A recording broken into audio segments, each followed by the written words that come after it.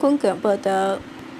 宜兰乐东运动公园内底风明湖，有民众发现讲有真侪粪扫哦，河花嘛拢打起，3不5时会有鱼仔的尸体浮伫水面。至于讲公部门拢无咧维护管理，也毋过县政府是表示讲因定期拢会维护，也毋过嘛呼吁民众毋通黑白等粪扫。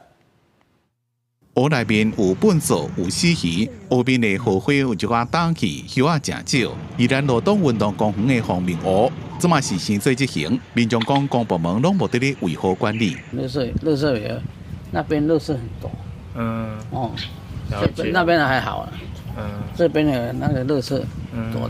不过有人认为风明湖风景正水、生态丰富，拢有定期清理袂垃圾。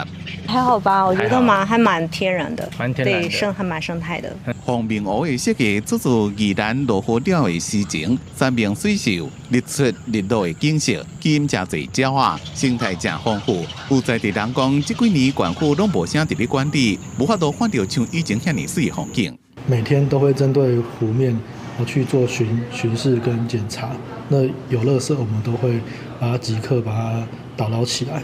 县府讲，拢有定期进行公园的清洁维护甲管理，每工拢会顺湖面，然后粪扫就会好起来。县府也提供民众申诉的管道，随时提醒县府清洁湖水，也希望民众较有公德心的，莫乱抌粪扫。